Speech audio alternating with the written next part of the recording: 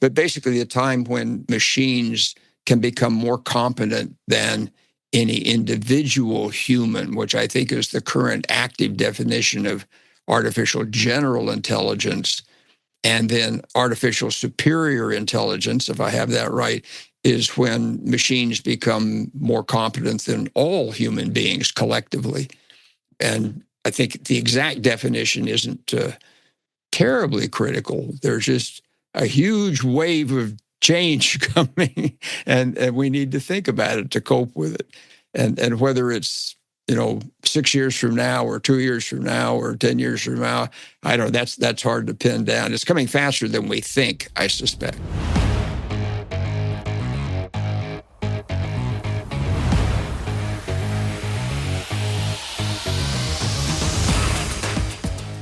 Good morning, good afternoon, or good evening, depending on where you're listening. Welcome to AI and the Future of Work. I'm your host, Dan Turchin, CEO of PeopleRain, the AI platform for IT and HR employee service. Our community is growing. Thank you for being a part of it. If you're not already, subscribe to our newsletter. Each week we share tips and some fun facts that don't always make it into the weekly episode.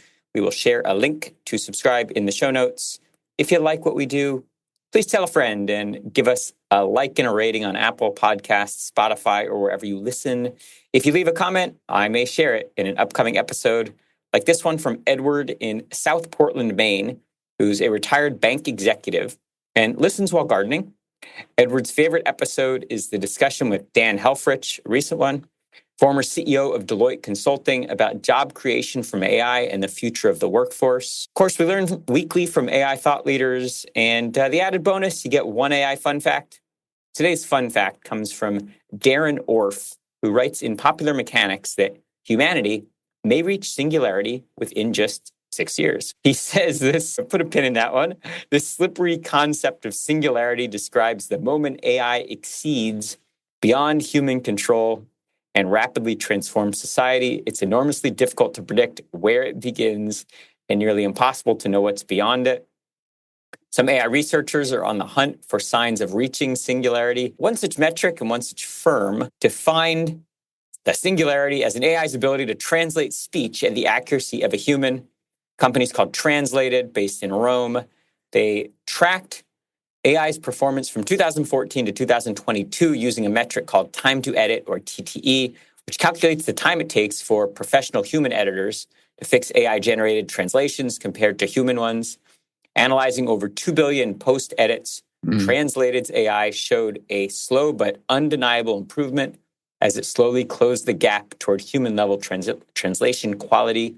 If the trend continues, Translated, the company, claims that it will be as good as human-produced translation by the end of the decade. My commentary here: when did we agree that if an AI can properly or expertly translate human speech, machines have suddenly become as intelligent as humans? More important, what is intelligence? And are there more important questions to answer than what determines when machines have become artificially generally intelligent? Let's focus on using AI to make humans better and stop getting distracted trying to trick people into believing machines are human. This is very germane to today's discussion. Of course, we'll link to that full article in today's show notes.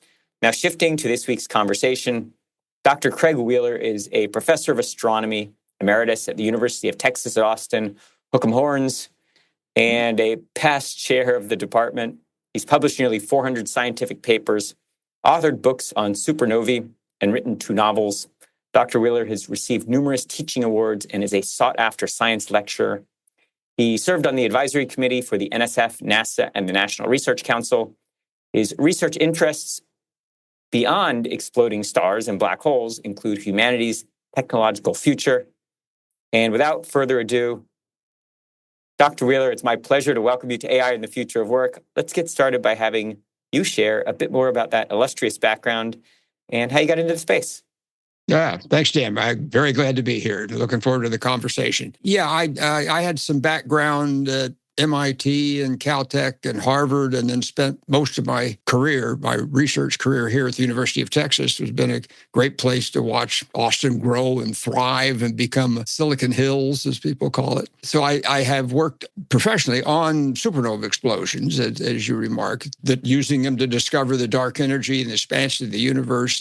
I consider myself a new idea junkie, and astronomy has just been absolutely full of new ideas my whole career.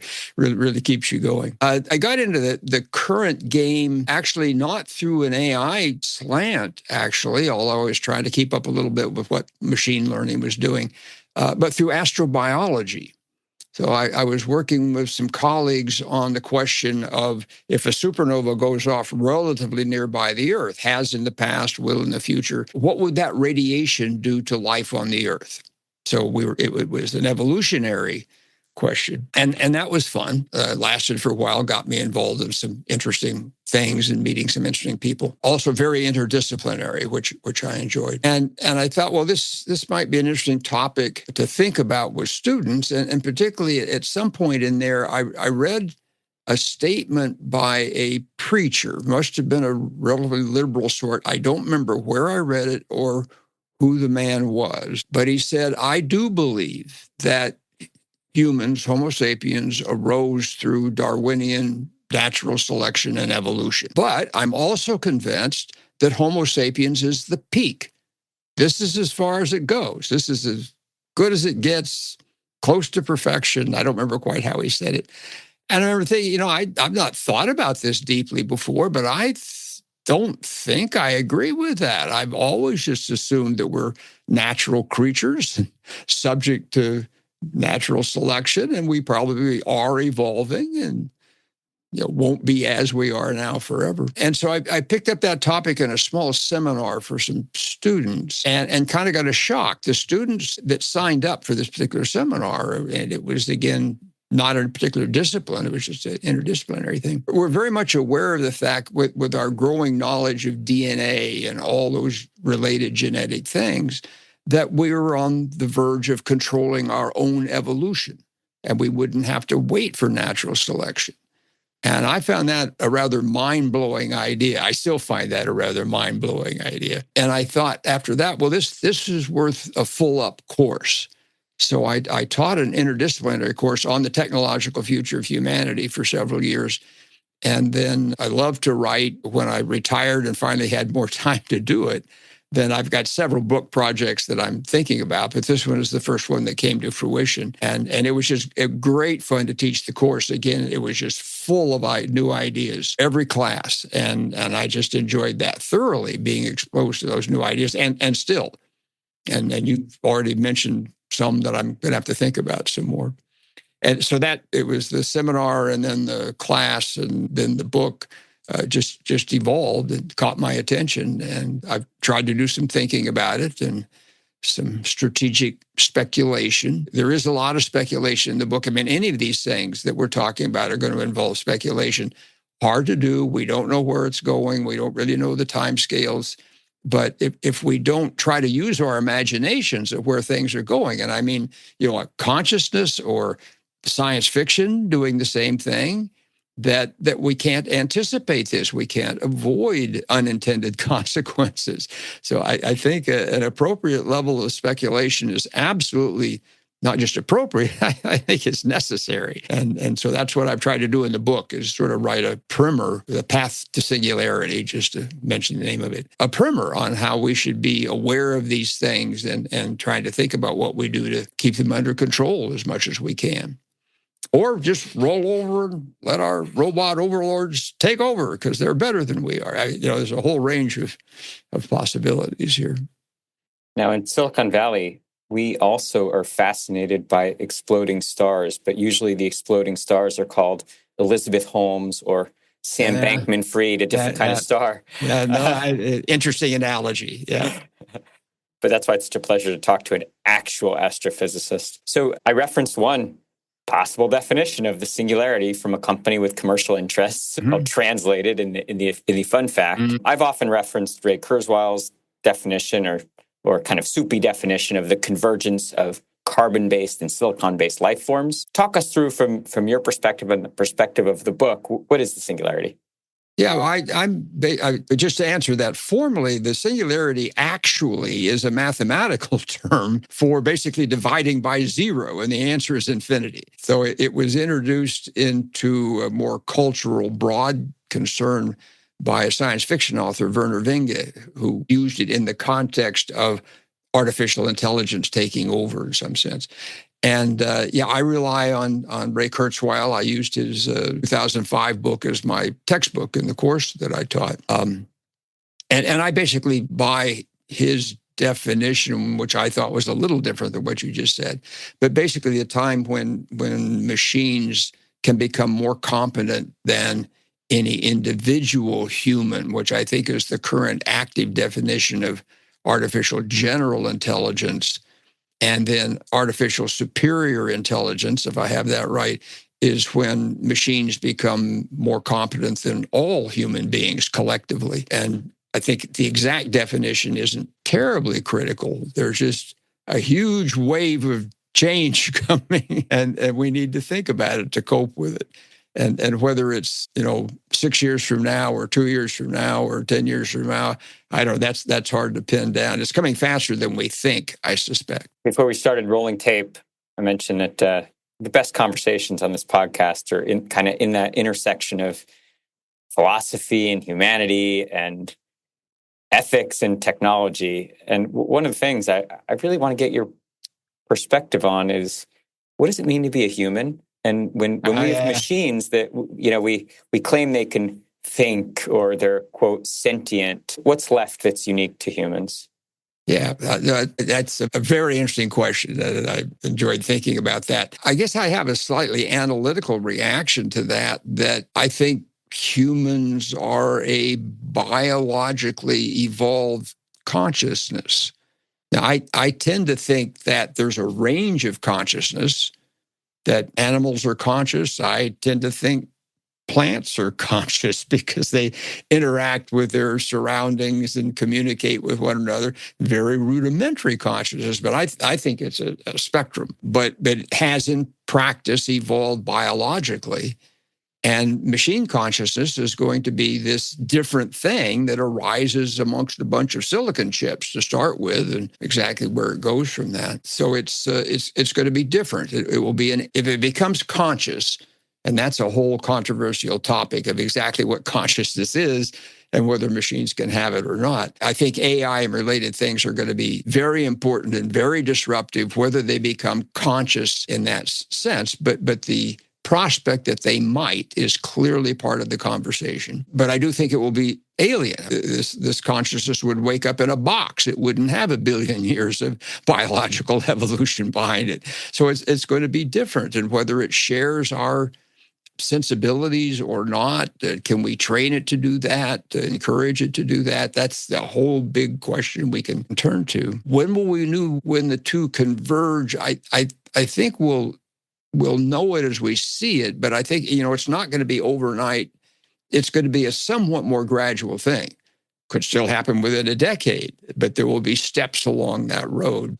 But I'm saying that, and yet if machines get to that level of competence, AGI or ASI, then in some sense, yes, it will change overnight. First time that happens will be potentially dramatically different. But AI is going to be so infused into our culture. It is right now, and it's going to be even more so as things grow exponentially, that there's going to be a lot going on before some formal state when AI becomes ASI.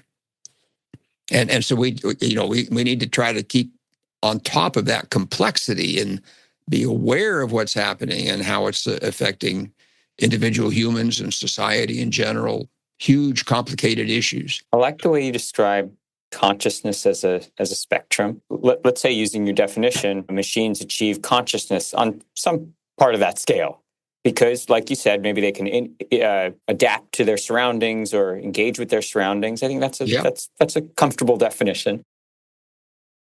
Okay, it's not without controversy, but Of course, of course. I'm taking your side here. So let's assume humans are maybe at a different point on that spectrum. What's the gap that machines can't overcome? gap that machines can't overcome. I have trouble defining that. If they get to the point where they have their own goals, they can already strategize, they can lie and dissemble if they care to. They could very well go off in their own direction. And that's part of the game here, is trying to anticipate what that direction might be. And I think we really have no idea how alien they're going to be. And can we cooperate with them? And I think and hope that we can. I have a slogan we might come back to of do unto AI as you would have AI do unto you, sort of a golden rule for both humans and AI as it comes along. Whether we can enforce that, what that even means, we could talk about that. But I think it's going to be complex and rapidly changing. I'm on a soapbox because I want to get your reaction to this. I feel like there are certain physical sensations that are innate to the human experience that we can't synthetically replicate. Things like what it means to feel pain and what it means to have empathy and what it means to think critically. And yeah, I just don't think you can ever get a machine to the point of where synthetically you could replicate those kinds of the physical sensations, the reactions to your environment, even in a metaphysical sense. Am I wrong there? Okay, I know there's no right or wrong here, but I guess one way I think that conscious AI might evolve is starting off with an embodied AI that can perceive its surroundings in all sorts of ways that humans can't. We're restricted to a certain visual band. Imagine an AI seeing radio, X-rays, gamma rays, ultraviolet radiation, all of that. Smell like a dog, as a dog can. So you get all this input, and then particularly if you can move around. Now, maybe you don't need to move around, but I'm picturing that because this is what I think humans and animals and plants do. Well, plants maybe a little less. You predict what's going to happen next based on your past experience.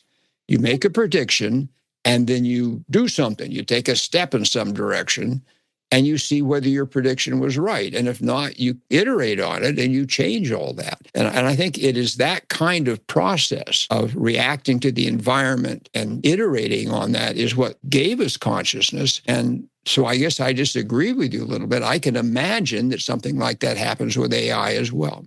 So consciousness is kind of being aware that you are having experiences. And I don't see why machines couldn't do that. But, this is not a settled issue at all. Yeah, maybe just I'll work with you on that one. So to rephrase or combine what we're both saying, like you could argue that those human sensations that I said were innately or uniquely human, those are chemical reactions to your environment or electrical impulses, and at the point where you could replicate those processes, the impulses, the reactions, then you could credibly ask what's human and what's machine, because just at a very atomic level, they're doing very similar things. Is that? Yeah, it's electrical impulses in your brain. It's electrical impulses in a silicon chip. So what is the fundamental difference? So let's apply that to the world of work. So you're here on AI and the future of work, and this is very germane to the future of work. So at the point where the machine, let's say, is stronger than a human, and obviously it can calculate today far exceeding what a human can do, as we kind of tick off these boxes in terms of what we thought only humans can do. Kurzweil's got this wonderful cartoon of the frustrated guy trying to list things that machines can't do. Go ahead. Take us, whether it's 6, 10, 20, 50 years in the future. What's the future of work when we're partnering, or let's say our bots are colleagues? What's left for humans? Yeah, no, well, I think about this a lot, as many people do, and I don't have any clean answer to it. I will say I did listen to your podcast with Josh Dreen 2 or 3 episodes ago, who has written with a co-author of this book, Employment is Dead. And I didn't understand that until I listened to the podcast, but now I got a sense of that, and it's a very interesting idea that that rather than going to work for a boss in some structured thing, that it would be a more unstructured thing where you could contribute and doing sort of a wisdom of crowds kind of thing. Everybody being able to input and sort through that to decide what the company ought to be doing rather than just a top-down sort of thing, if I got the idea. And that in turn remind me of in a different context, the work of Audrey Tang. Do you know Audrey Tang? I do. I've talked about Audrey Tang in the past here. Yeah, yes. Cool. So I stumbled across her while I was writing the book. So her claim to fame was sort of using that wisdom of crowds in employing democracy in Taiwan, having people be able to pitch in and listen to the discussion of the politicians, say what they liked and didn't like. And I thought that was just a mind-awakening idea. And this, I think, is, if I understand it, the same idea applied to how a business works. And I think that's a very interesting idea. I don't know that it answers everything. I don't think everybody can become an influencer. Some people have very successfully, but whether that's enough that you can make a gainful employment by everybody who is unemployed by AI, not clear to me. I think retraining can help if you find yourself losing a job, but I think that's insufficient to employ everybody who might need it. This is a very complex and disruptive idea of what's going to happen as AI takes over jobs. I'll also say, because we already have AI that can strategize, just going back to the deep mind that beat every human being on the planet at the game of Go. And it did that by inventing strategies that no human had ever thought of before and probably could not have conceived of.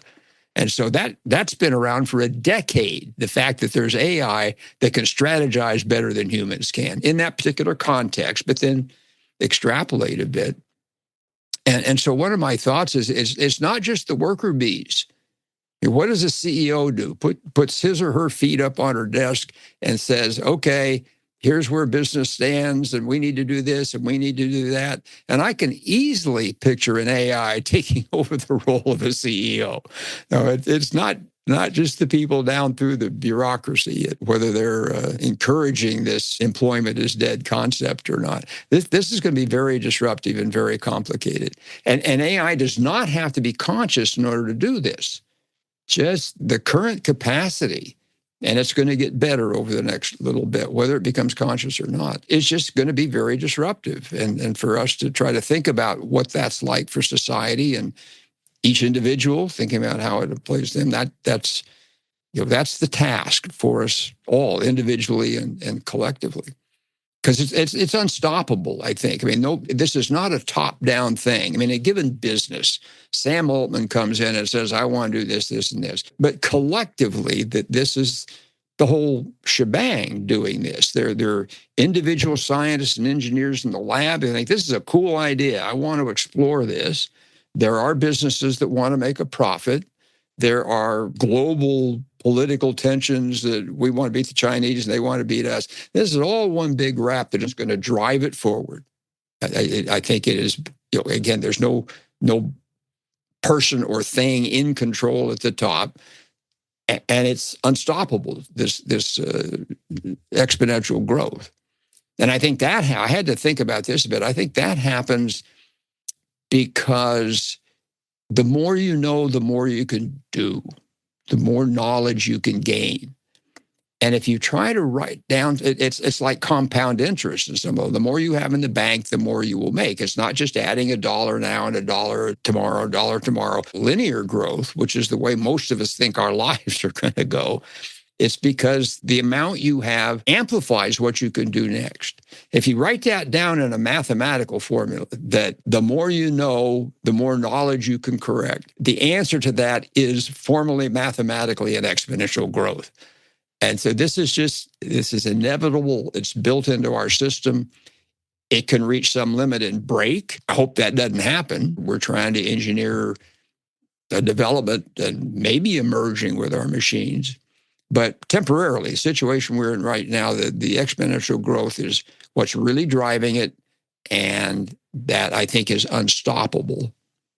That this is going to lead to a new phase of human existence in the following sense, that we're pretty adaptable as a conscious species. So things come along, they are disruptive, we adapt to them.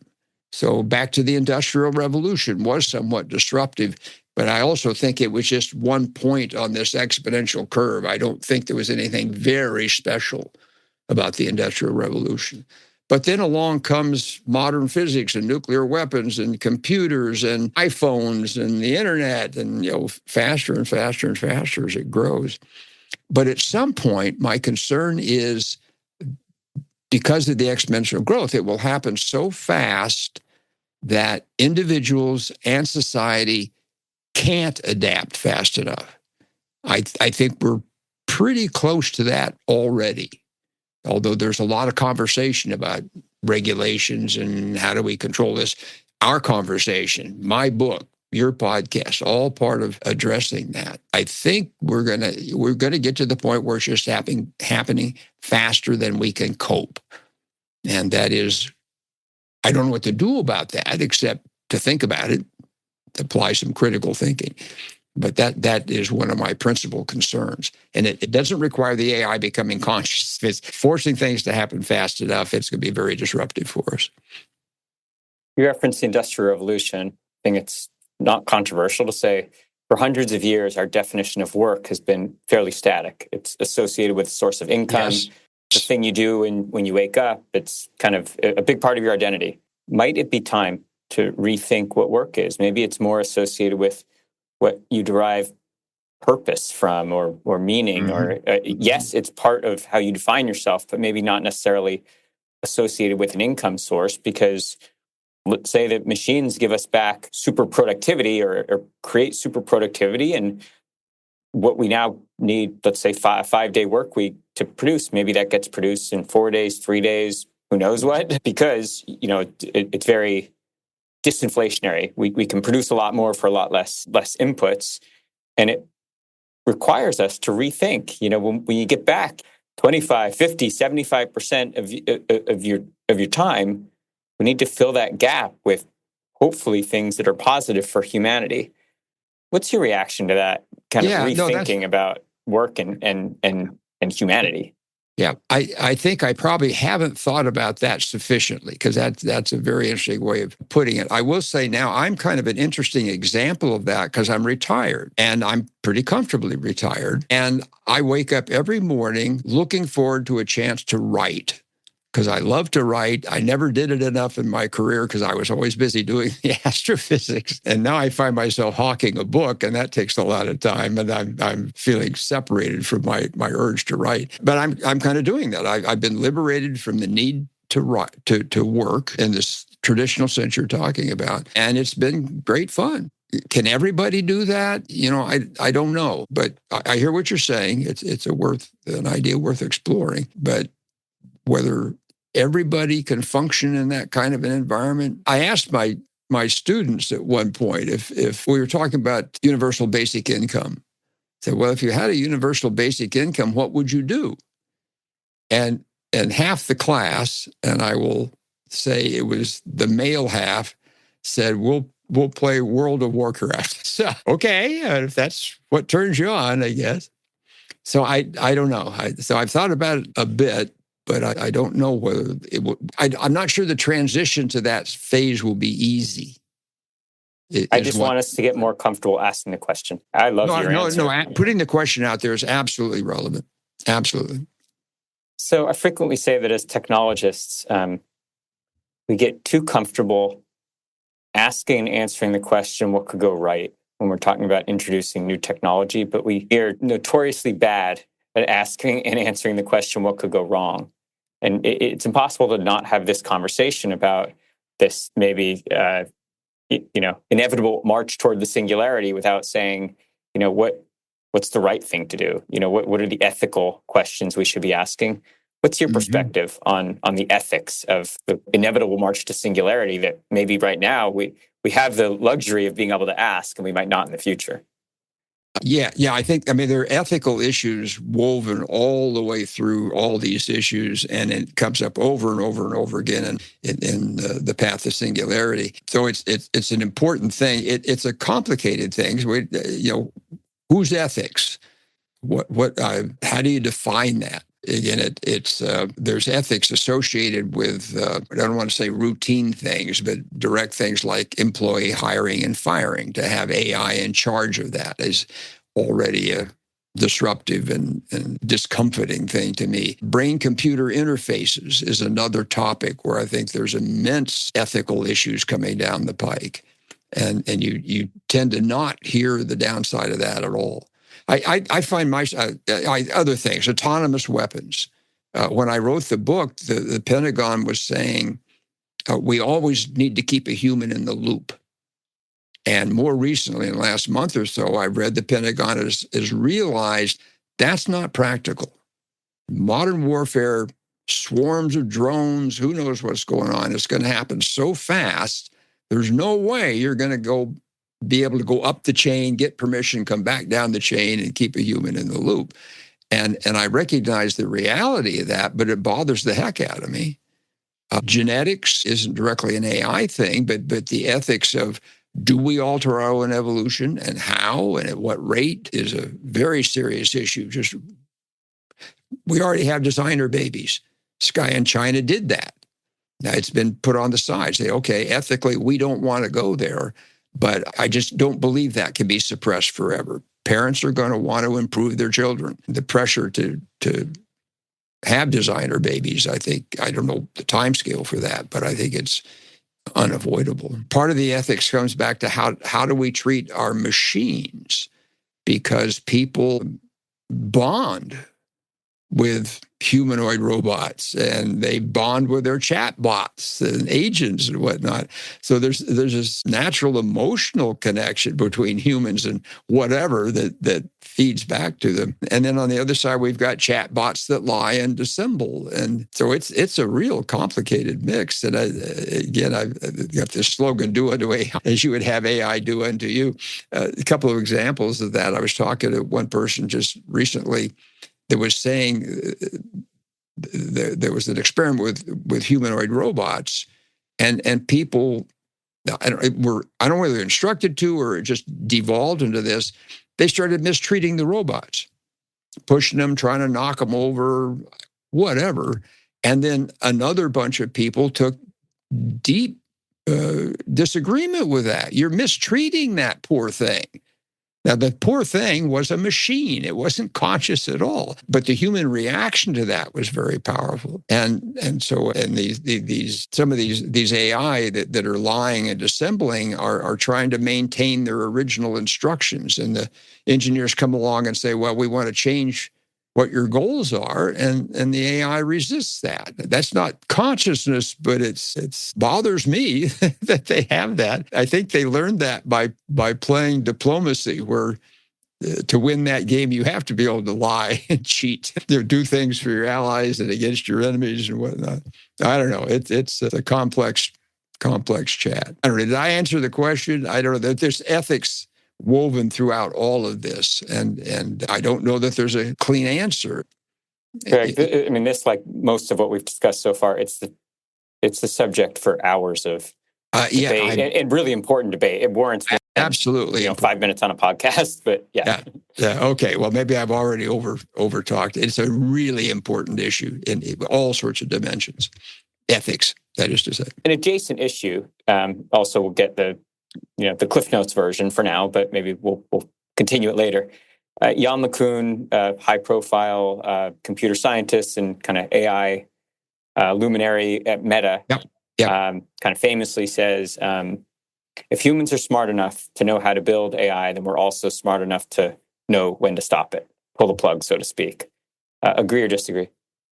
I guess I have reservations. Again, there's this inevitability of the advance of the technology. Individuals doing it, companies doing it, countries doing it. I don't know how he's going to call up Xi Jinping in China and say, time for you to stop that. I don't see that that's workable. Or to tell some engineer in a lab that I don't want you to do that. But we have to raise those questions and ask them. There are things I think we ought to regulate. There are guidelines we ought to put into place. There may be things we ought to say, like temporarily we are saying no designer babies. There may very well be things that we need to say, okay, let's just not go there. But whether we can accomplish that is it? Who is we in that case? Yeah, who is we? Yes, yep, you and me. We'll start there. No, I don't know. The UN. Right. It's complicated. It is. I hate to keep coming back to complicated, but it is. These are very complicated issues. Yeah. I'm going to call this one a tease for future conversations because it's too important. And I know you're doing a blitz for the book tour and you're on a lot of podcasts, but we really are just getting started, and this is a fascinating conversation. Yeah, that's why the book ended up a little long. But let's see. You're not going anywhere without answering one last question for me. It's kind of clickbaity. I try to avoid clickbaity questions, but this is you, and you're an astrophysicist, and you wrote a book on singularity. Sure. So I want your perspective. So in Craig Wheeler's viewpoint, the all-knowing Craig Wheeler, are we more likely to see? Oh, don't you? Hey, you're in the right. You're in the right. Man, no. Anyway, I'm sorry, Dan. Go ahead. No worries. I want your perspective. Will bots be granted citizenship, or will we land a human on Mars? Which comes first? Yeah. Okay. Well, that's a good question, and I could sort of answer it. I think if you just take it at face value, probably a human on Mars. Now, a human on Mars. I think that's a few years away. I was in graduate school when they landed on the moon, and I was very disappointed. It took a long time to get back there. We still haven't put a human on the moon again. But things are changing so fast, and it's partly the commercial space program. Anyway, a lot of things happening there, and so whether it's 2 years or 5 years or something, I think that's going to happen pretty quickly. A civilization on Mars. That's a different question. Then you need a bunch of people living together successfully and doing things. That may be a 100-year project. I don't know. But right now, just to get a human on Mars, I think that will happen before AI is granted citizenship. And that, but that is already a complicated issue. People have tried to apply for patents on base of AI and been turned down, and finally, South Africa, I think, granted one. But question whether AI could own a company. Could AI vote? There's related issues there we haven't had time to touch on that I've tried to think about a bit. So AI citizenship is in that spectrum of things. Some blockchain connection or something, I don't know. So it'll have to be sorted out in a social way. We got problems with immigrants. I think we're going to have problems granting citizenship to AI. But it's a perfectly valid question. It is part of this strategic speculation of where things might go. But I think that will take a while, given the resistance to even allow AIs to have patents for which they completely invented whatever it was. So there's a resistance to that. But I suspect the resistance will be worn down. So a person on Mars first, then it'll be a race between AI citizenship and some kind of cities on Mars, a civilization on Mars. Well, we're definitely going to have a longer conversation about that one, because I thought that you'd say the opposite. I thought as an astrobiologist, I mean, I'm naive in this domain, but I thought it required a different kind of biology to put a human on Mars? Yeah, the time it takes and the nature of cells and how they decompose and the air we need to breathe. Well, I thought there were impediments. We did put humans on the moon, and we didn't have to change their biology, so we can put a human on Mars. Moon's a lot closer. You didn't ask me how long that human is going to live on Mars. Are they going to return from Mars? The Martian, the tremendous novel, of course, that most of your audience has probably read. But the way you phrase the question, a human on Mars, that's just somebody in a spacesuit. Some protective environment. Pretty small scale thing, the way I'm picturing it. I think I'm taking the under on the citizenship portion, because I feel like I've got line of sight to the social changes that are required. Interesting. We'll pick that one up, right? It's like all these topics. I mean, okay. Well, I'm looking at how long it's taken to try to get a grip on climate change, for instance, which is a social thing. Very controversial, still not resolved. New elections, new policies, makes your head spin. So, but I'm interested. Yeah. So we can't do this now. I'd love to do it again. I don't know what your line of sight into this citizenship question is, but I would love to know it. All right. Well, many teasers we're leaving here, and hope you'll agree to come back sometime soon, I hope. I would be happy to do that. Good. If I can get on your busy podcast schedule, would love to continue. Where can the audience learn more about you and the great work you're doing? Obviously, we talked about the book a little bit, Path to Singularity. It's out now wherever you buy books, but where can they learn more about you? Well, I concentrated on supernovae. That turns out to be already a very rich topic. There are white dwarfs that blow up by a thermonuclear explosion. There are massive stars that collapse to make neutron stars, and black holes. Covers a lot of ground. And then recently, the people have, I mean, it took 20 years to develop that technology of measuring the gravitational waves that come when compact objects like black holes and neutron stars merge together. And I'm involved with a project, proposals for telescope time to observe this are due today to try to measure some things that we can do with the optical telescopes of McDonald Observatory to complement the gravitational wave events. So that's ongoing, down in the weeds details that only a mother could love of how these various supernovae work and really figuring out what's going on. Something I worked on for decades, and we haven't completely solved the problem yet, but the problems are still fascinating. Indeed. Well, that was excellent. And I must say, you're busier in retirement than almost anyone I know was during their career. So congrats on it. Yeah, my wife has noticed that. Good. Well, this has been so much fun. That is the great Craig Wheeler. Please take me up on the invite. Come back soon, all right? I'd love to come back again. There's lots yet to talk about. Well, that's all the time we have for this week on AI and the future of work. As always, I'm your host, Dan Turchin from PeopleRain. And of course, we're back next week with another fascinating guest.